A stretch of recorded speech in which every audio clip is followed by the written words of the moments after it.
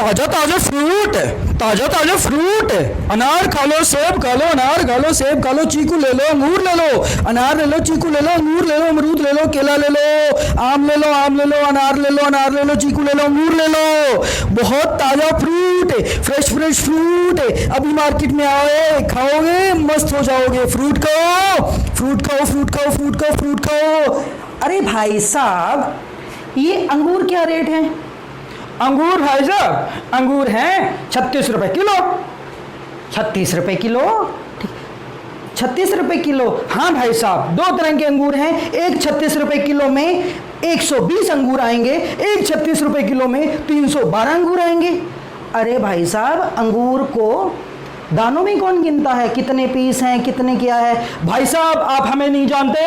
हम अंगूर के दाने क्या, एक एक दाने का वेट निकाल देंगे। वेट हैं? ऐसा कैसे संभव है? ये देखो भाई साहब, मेरे पास अनार है। अनार, यू नो, अनार बहुत महंगा होता है। इस अनार के एक दाने में, एक अनार में आपको 340 दाने मिलेंगे और इस अनार में आपको 412 दाने मिलेंगे और एक अनार के एक दाने का वेट होगा 1 × 10⁻24 ग्राम। अरे तू यार फ्रूट बेचने वाला है कि तू इसके अनार के दाने तोलता रहता है कितने का कितने का है? अरे भाई, आपको नहीं पता, हम हैं केमिस्ट्री के मास्टर। धंधा तो चौपट कर दिया कोरोना ने, तो अब क्या बेचेंगे? फ्रूट बेचेंगे। अब दिमाग में तो मोल कंसेप्ट घुसेड़ा है, तो एक एक दाने का वेट हम निकालते हैं कौन से कंसेप्ट से? मोल कंसेप्ट से। तो आए चलें सीखते हैं, मैं आपको भी सिखा के जाऊंगा कौन सा कंसेप्ट? Mole concept. तो चलो सीखते हैं कौन सा concept? Mole concept. Mole concept जैसा आपने देख ही लिया, मोल कॉन्सेप्ट बिल्कुल ऐसे ही आपको फ्रूट ही सेल करने हैं। फ्रूट के एक एक दाने का वेट ही निकालना है। मोल कंसेप्ट में बस यही कुछ है, यही है। छोटे से छोटे पार्टिकल का आप वेट निकाल सकते हो। पहले ये बताओ, मोल होता क्या है? मोल मैं आपको बता देता हूं। दर्जन क्या होता है भाई? दर्जन 12, एक दर्जन केले 12 केले। दर्जन यानी कि डजन क्या होता है? 12 होता है। क्या होता है? 12। बनाना इज अ सब्सटेंस, यानी कि डजन किसको रिप्रेजेंट करता है? डजन किसको रिप्रेजेंट करता है? अमाउंट ऑफ सब्सटेंस को। किसको रिप्रेजेंट करता है? अमाउंट ऑफ सब्सटेंस को। उसी तरह जो मोल है, वो किसको रिप्रेजेंट करता है? मोल रिप्रेजेंट करता है अमाउंट ऑफ सब्सटेंस को। मोल बेटा जी किसको रिप्रेजेंट कर रहा है? मोल रिप्रेजेंट करता है अमाउंट ऑफ सब्सटेंस को। Very interesting. मोल किसको रिप्रेजेंट करता है? मोल रिप्रेजेंट करता है अमाउंट ऑफ सब्सटेंस को। अब डेफिनेशन पे हम अपने आप ऑटोमेटिकली पहुंच जाएंगे। ऑटोमेटिकली, ठीक है, हम अपने आप ऑटोमेटिकली डेफिनेशन पे पहुंच जाएंगे। Prior to reaching on the definition हमें क्या करना है? हमें इसको समझना है कि मोल क्या है और किसके इक्वल है। मोल क्या है और किसके इक्वल है, और उसके बाद हम ऑटोमेटिकली किस पे पहुंच जाएंगे? डेफिनेशन पे पहुंच जाएंगे। और फिर मैं आपको एक एक एटम, ये तो अंगूर का दाना था, अनार का दाना था, एक एक एटम जिसको देखा भी नहीं जा सकता, उसका मास कैलकुलेट करना भी सिखा दूंगा, क्योंकि यही मोल कंसेप्ट है। आप छोटे से छोटे पार्टिकल का भी क्या कैलकुलेट कर सकते हो जी? आप छोटे से छोटे पार्टिकल का मास कैलकुलेट कर सकते हो। आप छोटे से छोटे पार्टिकल का भी क्या कैलकुलेट कर सकते हो? मास कैलकुलेट कर सकते हो। तो बने रहिए मेरे साथ, हम आगे चल के और भी बहुत कुछ बेचने वाले हैं। ठीक है, सब कुछ बेच देंगे, कंट्री भी बेच देंगे, सब कुछ बेच देंगे। चलो देखो, यहां पे है हमारे पास मोल। मैंने यहां पे लिख दिया मोल। मोल किस किस के इक्वल हो सकता है, पहले वो समझ लो। ठीक है, मोल इक्वल हो सकता है एवोगैड्रो नंबर के।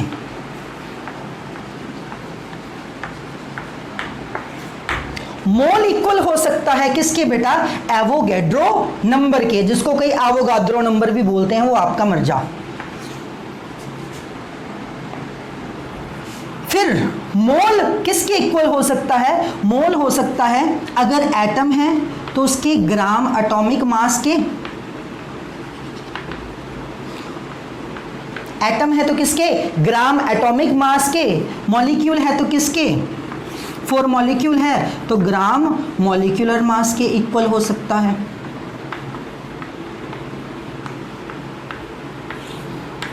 किसके इक्वल हो सकता है? ग्राम मॉलिक्यूलर मास के इक्वल हो सकता है। और मोल अगर गैस की बात करें, वॉल्यूम की बात करें, ठीक है, तो 2.4 लीटर एट एनटीपी कंडीशन, ठीक है, यानी कि 1 मोल में एवोगैड्रो नंबर भी हो सकता है। 1 मोल में क्या हो सकता है? एवोगैड्रो नंबर भी हो सकता है। 1 मोल में, 1 मोल फर्दर किसके इक्वल हो सकता है? ग्राम एटॉमिक मास के इक्वल भी हो सकता है। और 1 मोल किसके इक्वल हो सकता है? ग्राम मॉलिक्यूलर मास के भी इक्वल हो सकता है। 1 मोल एवोगैड्रो नंबर के इक्वल भी हो सकता है। 1 मोल ग्राम एटॉमिक मास के इक्वल भी हो सकता है। 1 मोल ग्राम मॉलिक्यूलर मास के भी इक्वल हो सकता है। एटॉमिक मास के इक्वल तब होगा जब एटम होंगे, और मॉलिक्यूलर मास के इक्वल तब होगा जब मॉलिक्यूल्स होंगे। ये एक फ्लो चार्ट सा है जो आपके दिमाग में बैठा होना चाहिए। अगर आप गैस की बात कर रहे हो तो 1 मोल 22.4 लीटर के इक्वल भी हो सकता है eight normal temperature pressure conditions. तो 1 मोल किस किस के इक्वल हो सकता है? एवोगैड्रो नंबर के इक्वल हो सकता है। 1 मोल किसके इक्वल हो सकता है? ग्राम एटॉमिक मास के इक्वल हो सकता है। ग्राम मॉलिक्यूलर मास के इक्वल हो सकता है। और 1 मोल 22.4 लीटर वॉल्यूम के इक्वल हो सकता है। 1 मोल किसके इक्वल हो सकता है? 22.4 लीटर वॉल्यूम अगर गैस। ये टिपिकल केस किसके लिए बेटा? गैस के लिए है। ठीक है, हर एक टर्म को इलस्ट्रेट करूंगा। ठीक है, पहले इसका छोटा भाई साहब हटा के उधर बना दूं और इसका आप नोट कर लेना, इसको स्क्रीनशॉट ले लेना। तो कैसे? इसका छोटा सा भाई साहब मैं क्या कर रहा हूं, इधर बना रहा हूं।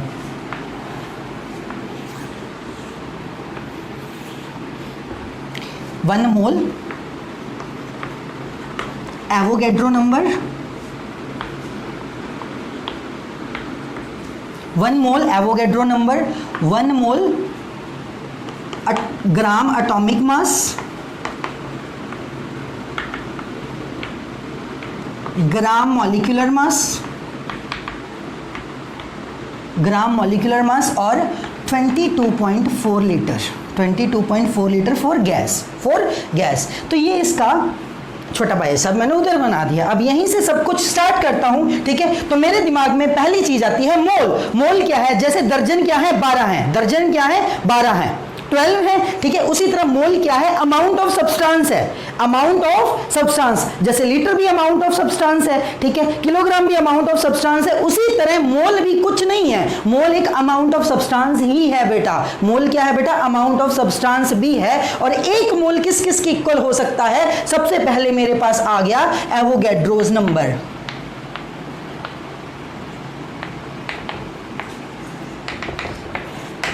किसके इक्वल आ गया बेटा? Avogadro's number. रट्टा लगा देना, एवोगैड्रोस नंबर किसके इक्वल होता है? 6.022 इंटू 10⁻23 एंटिटीज।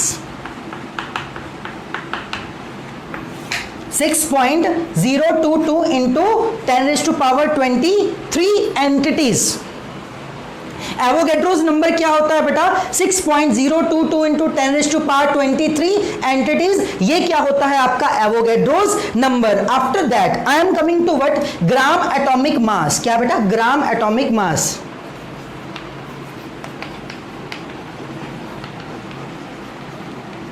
जैसे कार्बन का क्या है? कल बताया था 12। क्या है? 12।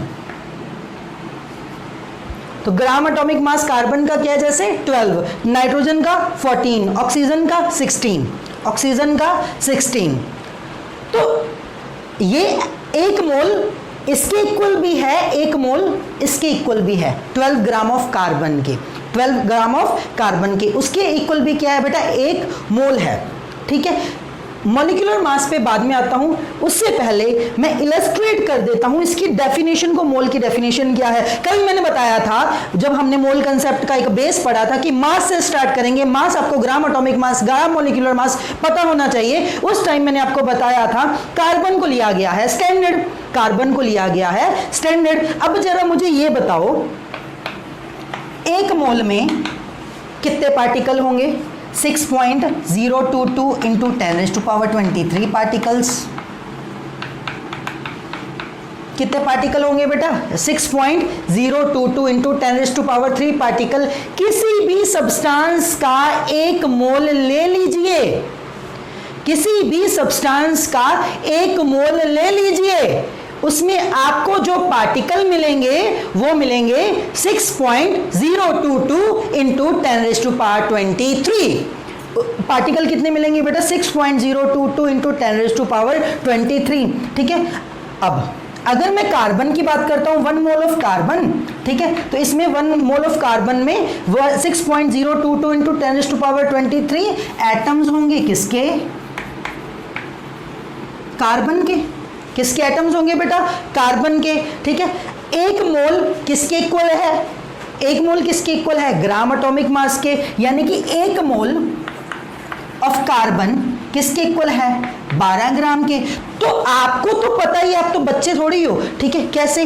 12, ये लेफ्ट साइड इक्वल होगी तो राइट साइड क्या हो जाएगी? इक्वल। यानी कि ये दोनों टर्म्स भी क्या आएंगी बेटा? फिर इक्वल आएंगी। क्या आएंगी? इक्वल आएंगी। यानी कि कार्बन के केस में, सभी केस में नहीं, अगर यहाँ पे नाइट्रोजन है तो ये क्या हो जाएगा? 14 हो जाएगा। ऑक्सीजन है तो ये क्या हो जाएगा? 16 हो जाएगा। तो 12 ग्राम में कार्बन में कितने पार्टिकल्स आएंगे?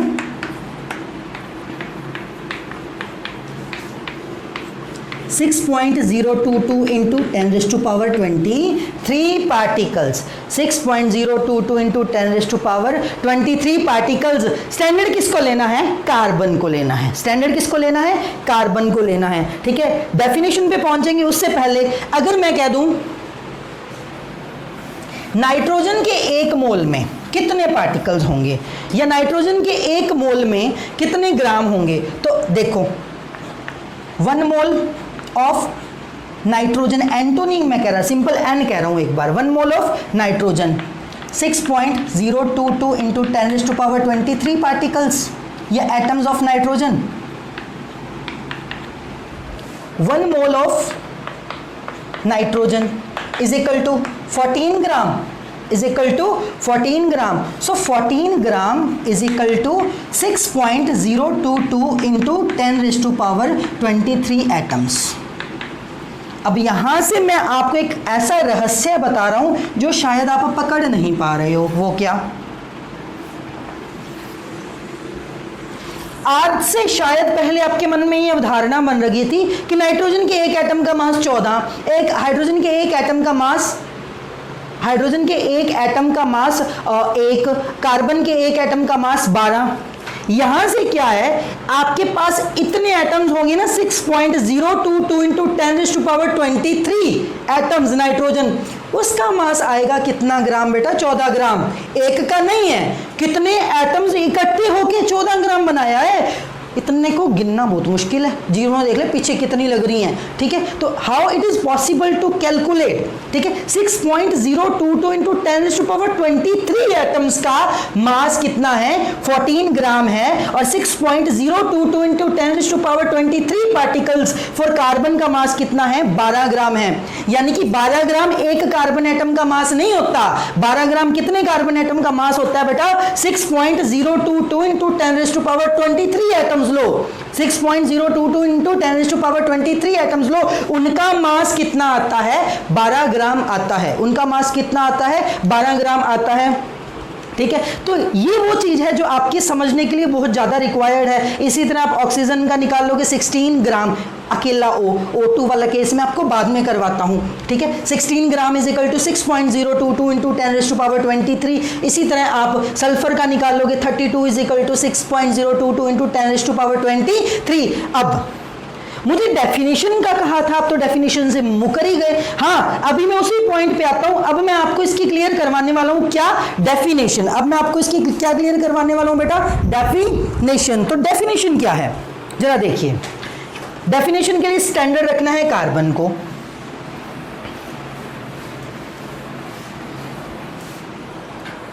तो ऐसा डेफिनेशन क्या है, डेफिनेशन बहुत है पर सिंपल से डेफिनेशन करो। A mole can be defined as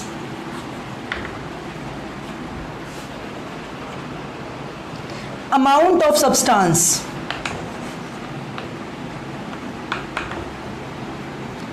which contain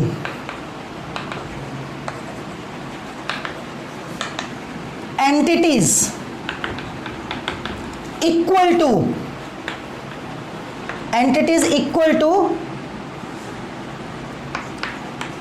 12 gram of carbon. कहते हैं हर वो सब्सटेंस एक मोल कहलाएगा जिसमें 12 ग्राम कार्बन जितने पार्टिकल्स होंगे। 12 ग्राम कार्बन में कितने पार्टिकल्स हैं? 6.022 इंटू 10⁻23। 12 ग्राम कार्बन में कितने पार्टिकल्स हैं बेटा? 6.022 इंटू 10⁻23। इतने पार्टिकल्स हैं 12 ग्राम में। इतने पार्टिकल्स किसमें है बेटा? 12 ग्राम में। ठीक है, तो नाइट्रोजन का एक मोल कब बनेगा? ठीक है, जब नाइट्रोजन में 12 ग्राम कार्बन जितने पार्टिकल्स होंगे।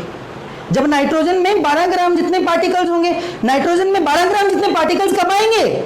14 ग्राम पे आएंगे। कब आएंगे? 14 ग्राम पे आएंगे। ठीक है, तो इसे क्या कहते हैं बेटा? मोल कहते हैं। ये मोल की डेफिनेशन है जिसको देख के हम अक्षरांत घबरा जाते हैं। ठीक है, तो ये बेटा क्या है? ये मोल है। ये क्या है बेटा? मोल है। आगे स्टडी करें। चलो, मुझे लगता नहीं कि आपको कोई दिक्कत आएगी। बहुत इजी कॉन्सेप्ट है बेटा मोल कॉन्सेप्ट।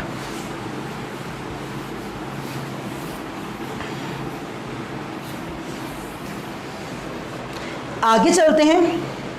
आगे क्या है? मेरे पास एक मोल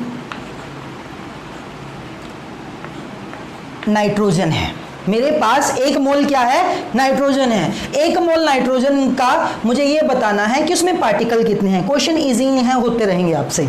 देखो,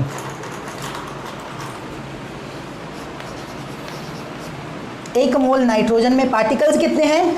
6.022 इंटू 10⁻23 एटम्स। ठीक है, अब क्वेश्चन को थोड़ा आगे लेके चलता हूं। एक मोल नाइट्रोजन है, ठीक है, उसके मास कितना है? उसका मास कितना है? 14 ग्राम। सिंपल, उसका मास कितना है? 14 ग्राम। और आगे चलता हूं। ठीक है, और आगे इसमें क्या है? मैं अब क्या कह रहा हूं? Calculate the number of atoms present in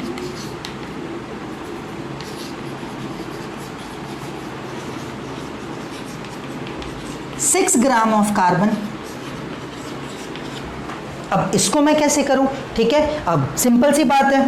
ठीक है, कुछ नहीं करना, सीधा आ जाओ। 1 mole of carbon 6.022 into 10⁻23 atoms. हमें पता है, हमें पता है एक मोल कार्बन में कितने एटम? 6.022 into 10⁻23 atom. एक mole of carbon has mass, एक मोल कार्बन का मास 12 ग्राम। कितने ग्राम? 12 ग्राम। एक मोल कार्बन का मास कितने ग्राम? 12 ग्राम। एक मोल कार्बन में atoms 6.022 into 10⁻23। Left side equal, तो लेफ्ट साइड सेम है तो राइट साइड क्या होगी? इक्वल। यानी कि 12 gram carbon has how many atoms? 6.022 into 10⁻23 atoms. 6.022 into 10⁻23 atoms. ठीक है, तो 6 ग्राम का कैसे निकालें? बोल लो। ठीक है, 12 ग्राम में इतने, तो 6 ग्राम में इसके आधे हो जाएंगे। 6 ग्राम में इसके आधे हो जाएंगे। जिनको वो भी ना आए, ठीक है, बहुत ज़्यादा बेसिक मैथमेटिक्स वाला हो मेरे जैसा भाई, ठीक है, तो क्या करना? ठीक है, 12 gram of carbon is equal to 6.022 into 10⁻23। 1 gram में निकाल लेना पहले। 1 ग्राम में निकालोगे 12 नीचे आ जाएगा, इधर यूनिटरी मेथड लगा देना। 7th या 8th में सिखाते हैं आपको यूनिटरी मेथड, इसी काम के लिए होता है वो। 6 ग्राम में निकालने तो 12 इंटू 6 ये कट जाएगा और ये आ जाएगा, ये इससे कट जाएगा और आपका आ जाएगा 3.011 इंटू 10⁻23 3.011 इंटू 10⁻23 एटम्स। इस तरह की क्वेश्चन। अब इसमें कोई क्या है, ठीक है। अब आप तो एक एक एटम का मास निकालते हो, निकाल के दिखाओ ना। अरे यार निकालता हूं ना, रुको तो सही, निकालता हूं, रुको।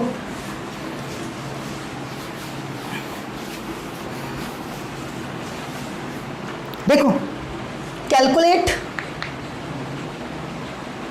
The mass of single atom of silver. एक एटम का मास निकाल के दिखाओ। और एटम तो दिखता ही नहीं, मास कैसे कैलकुलेट करोगे? हम करके दिखाएंगे क्योंकि हमें मोल कंसेप्ट आता है। Of silver, silver having atomic mass, gram atomic मास 108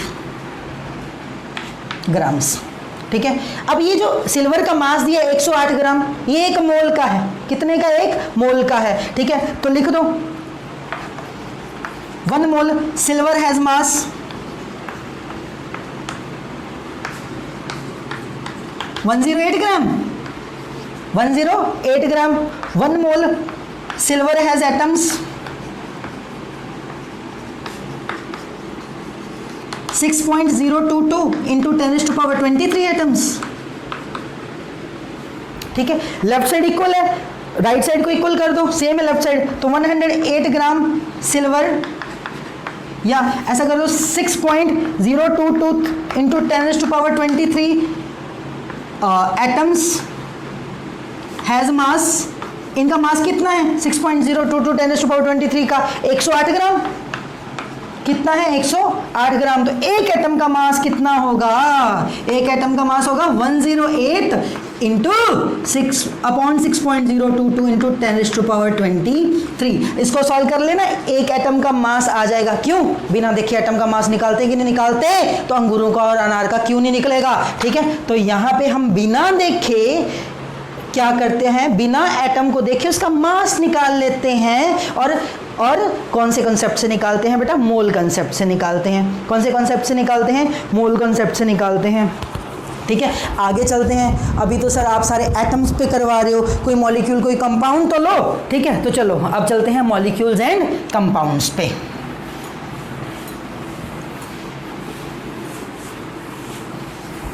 जरा देखिए और सुनिए कैसे। Calculate the number of particles या नंबर ऑफ मॉलिक्यूल्स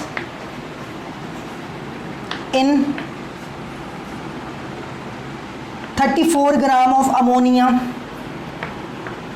कुछ नहीं करना, ठीक है। अगर अमोनिया की बात कर दी, अमोनिया 1 मोल ऑफ NH3 लिख दो, हैज, चाहे एटम है चाहे मॉलिक्यूल है, एट 1 मोल एटम में 6.022 इंटू 10⁻23 एटम।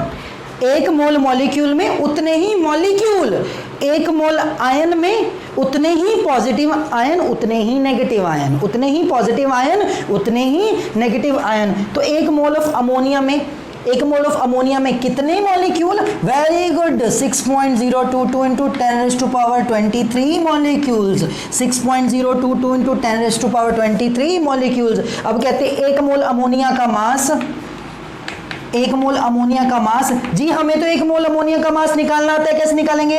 14 + 3 17 ग्राम। कितना ग्राम? 17 ग्राम, क्योंकि नाइट्रोजन का 14, हाइड्रोजन का 1, 3 इंटू 1 3, 14 + 3 17 ग्राम। सो 17 ग्राम अमोनिया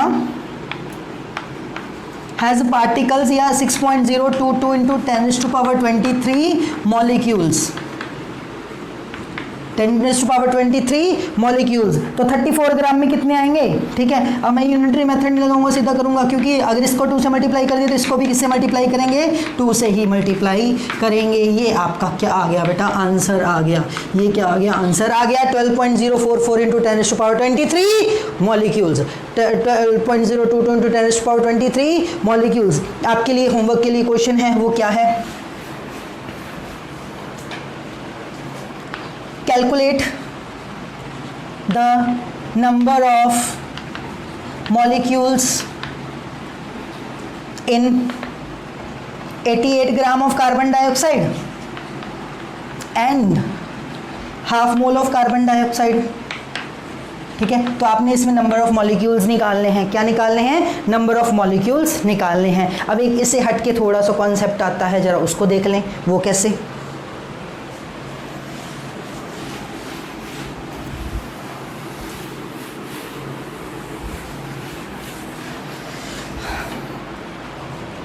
मेरे पास 1 मोल नाइट्रोजन है, N2 नाइट्रोजन गैस, N2 मेरे पास 1 मोल नाइट्रोजन है। मुझे कहते जी इसमें कैलकुलेट पार्टिकल्स या कैलकुलेट एटम्स, एटम्स कैलकुलेट करो और इसमें कैलकुलेट मॉलिक्यूल्स। अब फंस गए, अब फंस गए। कैसे? 1 मोल नाइट्रोजन, क्या बेटा? 1 मोल नाइट्रोजन, इसमें एटम्स भी कैलकुलेट करके दिखाओ, इसमें मॉलिक्यूल भी। ये क्या? आपने ऐसा क्वेश्चन आ जाए, आपने ये देखना है ये क्या है?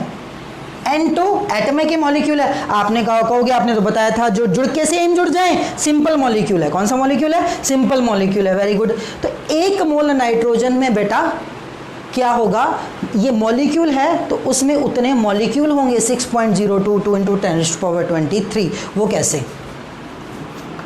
1 mole of N2 is equal to 6.022 into 10⁻23 molecules. Atoms नहीं होंगे इसमें, ठीक है, इतने मॉलिक्यूल्स होंगे। ठीक है, अब एटम्स कितने होंगे? 1 मोल में 1 मोल अगर यहाँ पे बेटा मॉलिक्यूल का दिया है तो आपको इसके इक्वल कितने क्या आएंगे बेटा? मॉलिक्यूल्स ही आएंगे। क्या आएंगे बेटा? मॉलिक्यूल्स ही आएंगे। फर्दर 1 मोल आपको क्या दिया? N2 में एटम्स निकालो। ठीक है, एटम्स, तो इसकी एटॉमिसिटी कितनी है? 2। ठीक है, तो आपको इससे किससे मल्टीप्लाई करना पड़ेगा बेटा? 2 से मल्टीप्लाई करना पड़ेगा। 23 एटम्स। सेम अगर मैं क्वेश्चन कहूं S8 के लिए, किसके लिए? S8 के लिए, तो S8 क्या हो गया? मॉलिक्यूल हो गया। तो 1 मोल ऑफ S8, ठीक है, जब एक से ज़्यादा एक से हो तो वो मॉलिक्यूल होता है। तो 1 मोल एसिड में क्या है? 6.022 इंटू 10⁻23 क्या आएंगे बेटा? मॉलिक्यूल्स आएंगे। क्या आएंगे? मॉलिक्यूल्स आएंगे।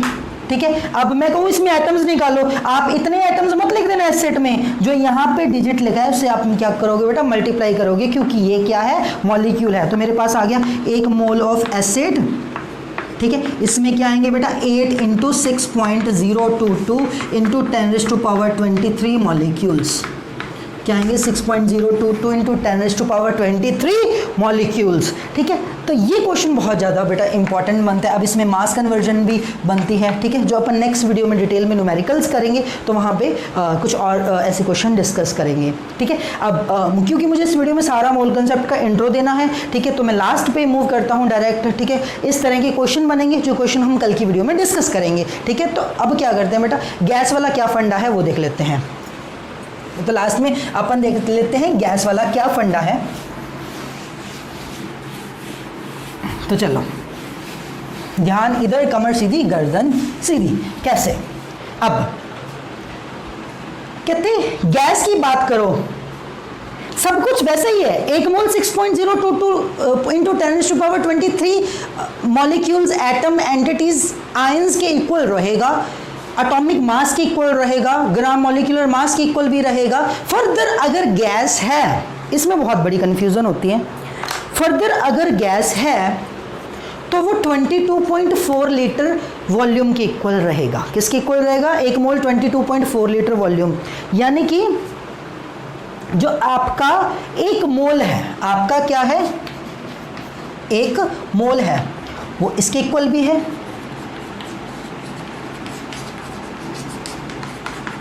वो फर्दर अपन कह सकते हैं ग्राम एटॉमिक मास और ग्राम मॉलिक्यूलर मास के इक्वल भी है, वो 22.4 लीटर गैस के इक्वल भी है। यहाँ पे केस है गैस का सिर्फ, और कोई नहीं, सिर्फ गैस का। 22.4 litre gas at NTP condition, at NTP condition वो इसके इक्वल भी है, वो इसके इक्वल भी है।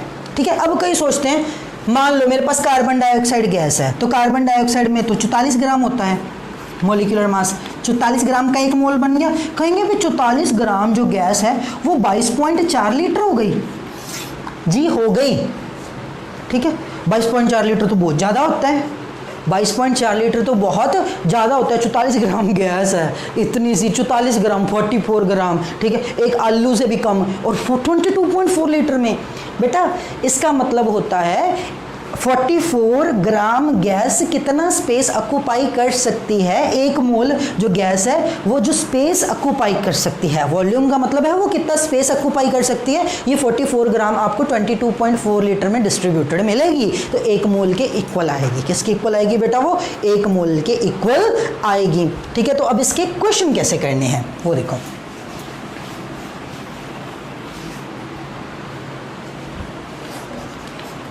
Calculate the number of carbon dioxide molecules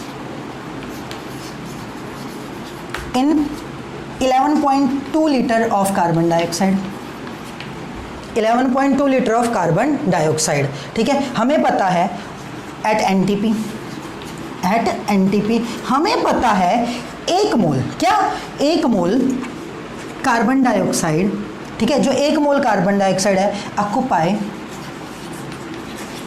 22.4 litre, कितना volume 22.4 litre. Further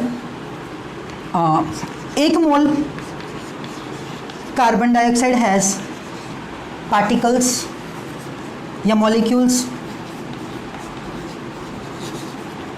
6.022 into 10⁻23 molecules. ठीक है, then 22.4 litre of carbon dioxide, दोनों लेफ्ट साइड इक्वल होगी, ठीक सेम होगी, तो राइट साइड क्या हो जाएगी इक्वल, 6.22 into 10⁻23 मॉलिक्यूल्स। ठीक है, 22.4 लीटर कार्बन डाइऑक्साइड में इतने मॉलिक्यूल्स हैं, तो 11.2 लीटर में पूछ लिया ना, 11.2 लीटर ऑफ कार्बन डाइऑक्साइड में कितने होंगे। ठीक है, ठीक है, ठीक है, तो कितने 2 से डिवाइड कर देंगे क्योंकि ये हाफ हो गया। यूनिटरी मेथड लगा के देखो तो क्या आएगा बेटा, 2 से डिवाइड हो जाएगा, 3.01 into 10⁻23, 3.011 into 10⁻23। सेम इसी टाइप का क्वेश्चन देता हूँ। Calculate the number of, calculate the mass of ammonia